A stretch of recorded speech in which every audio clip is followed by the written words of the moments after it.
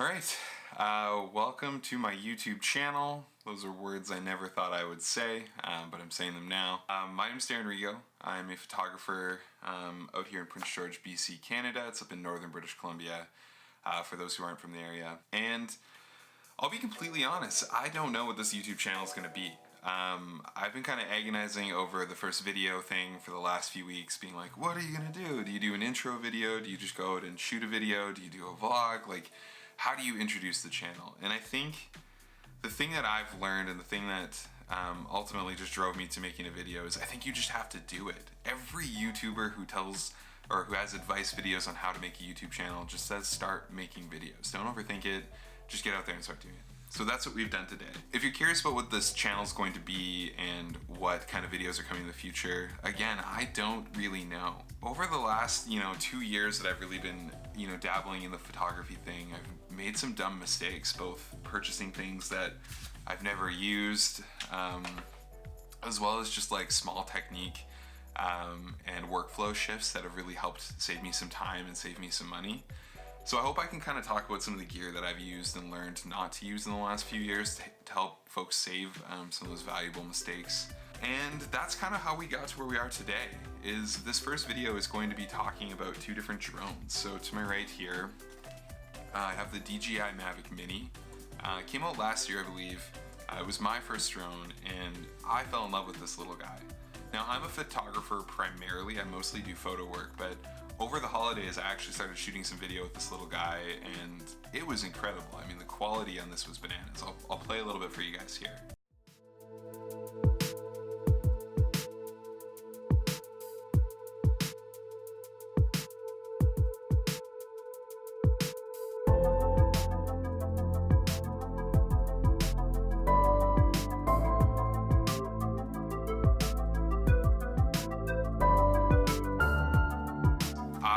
Got this, fell in love, and I thought to myself, well, if this was good, then this must be 100 times better. This is the DJI Mavic Pro Platinum. And again, I'm not going to necessarily dive into the specs of the two, but my question is, the question that I have been kind of exploring now that I've owned these two and been flying them around and shooting them for a few weeks, which one takes better photos? There's a lot of videos on YouTube that look into the video side of it, but there are very few that specifically look at how does this perform in low light versus this in low light, or challenging light might be a better way to describe it. So I woke up early this morning, I went out and I got some photos of a sunrise, sort of late sunrise I would say, over our city, and I'll play some of that video right now of going out and getting those. And then what we're going to do is once we get back, we're going to throw them up on the screen. We're going to do a little bit of editing. And the general question that I have, and the thing that I hope we can kind of get to, isn't again going to be like a pixel peeping technical review. I don't know if that's exactly the question that I have. But I want to know, does your average, photographer who uses these to post on Instagram or Facebook, or just wants to throw a few travel shots in their portfolio, is this really that much better than this? Is the difference really that noticeable? So let's get to that footage. I'll kind of play you guys through what I did this morning, and then I will see you guys back here in a few minutes. All right, good morning. It's early, I'm tired, but we're gonna go take some photos once this defrosts. Yay, Canada.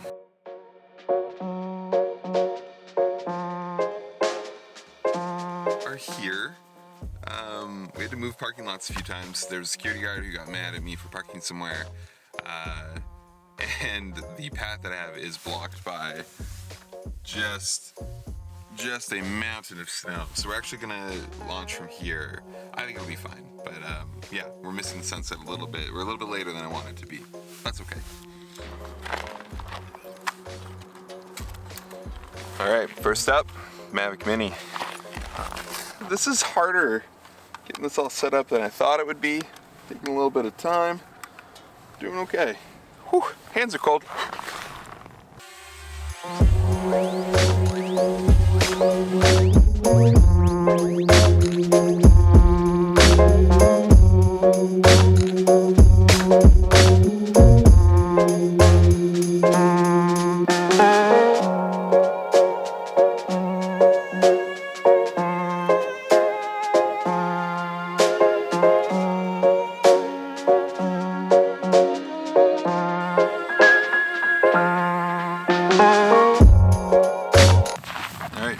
is the big boy, the Mavic Pro.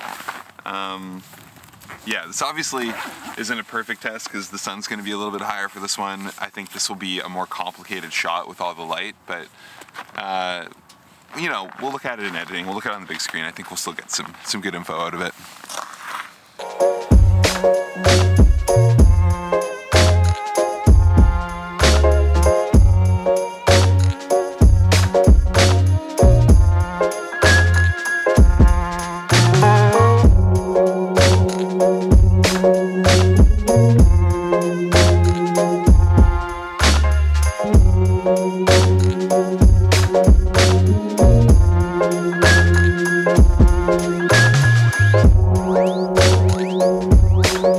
Okay. Whew, hands are cold. Yeah, that was interesting. Just on the viewfinder, I noticed quite a few things, like just some lack of detail. Dynamic range is obviously going to be a bit different. We'll see how it looks on the big screen and how they end up editing. But that was interesting. Just of note as well, you can see this. It is -8, which is about 10 degrees colder than I believe the minimum flying temperature. Both handled fine, no cold weather warnings. I know it's always a bit risky, but really impressed, honestly. Both handled the cold pretty well. We're gonna head home now, get those photos loaded up, and yeah, we'll see what happens. Okay, we're back. So I just got back, I tossed them onto the computer, put them into Lightroom, gave them a really quick edit. I'll just play that light speed up here. I thought about kind of diving into the editing process a bit more and showing what I did, but again, this isn't going to be like a technical review of the photo quality. A lot of those videos do exist, like I said earlier, so go watch the technical reviews. But yeah, we're going to throw that up there really quick and just get to talking about the photos. So up first, I have the export from the Mini, so I'm going to full screen that right now. Honestly, like a really great photo. I'm always impressed by the quality of this little guy. The fact that they pack a sensor in like with this level of quality, still under 249 grams, which has a ton of perks around licensing and where you can and cannot fly. Obviously it is a little bit blown out around where the sun's coming. There's a lot of haziness just due to the complexity of the light that's coming into the photo. You can definitely see around the corners of the photo it doesn't have the sharpness. But again, we're not here to really nitpick and pixel peep. The question is this an acceptable photo? Yes, I think this is a great photo, but let's pull up the, okay, and now let's full screen the export from the Pro. I'll toss that up really quick. And right away, it looks a little bit hazy. Now, I shot a few different photos. I shot, obviously, in RAW, because that is one of the perks of buying the Pro. Yeah, I found myself playing with the clarity, the contrast, really trying to pull some of that sharpness back, but the photo itself just looks kind of hazy. And I'm going to give it a little bit of slack because we did take this 1 second, so the sun was a bit higher. This is a way more complicated shot. This is about as complicated as a photo can get for any kind of sensor, because there's a lot of shadows and there's a lot of light in certain areas, so your dynamic range is really being tested. But again, this this drone is like over $1,000 Canadian dollars more than the other one. Is the Mavic Mini good enough? Do you need to go that extra mile like I kind of did? I actually think the answer is no. And I know that kind of feels bad for me to admit as well, because I did buy that Mavic Pro, and there are some pluses there. It's heavier, it's a bit more robust, it's got sensors all around it, so it can autopilot itself back to you if you lose it in the woods or something like that. But if we're just talking like pure image, is the Mavic Mini enough to add some drone photos to your portfolio, to have them show up on your social media? I absolutely think it is. I do not think you need to go and purchase one of these if you already own the Mavic Mini or if your needs are pretty basic. I think that pretty much concludes today's video. I hope that this was interesting. I hope that this was helpful. I already know that I'm going to hate editing this and listening to my own voice. I already know that I definitely missed quite a few shots that I would have liked. I'm already thinking about all the things I would have done differently. But hey, that's kind of what this is too. And this is going to be a learning process for myself, and hopefully you guys get a bit out of that as the audience as well. I'm just now realizing I didn't turn my light on. Learning, right? So yeah, I hope you guys enjoyed this video. If you're interested in kind of going on this journey with me a bit more, feel free to subscribe, like the video. I really don't know when the next one's going to be coming, but we'll see how it goes. Thank you all for tuning in.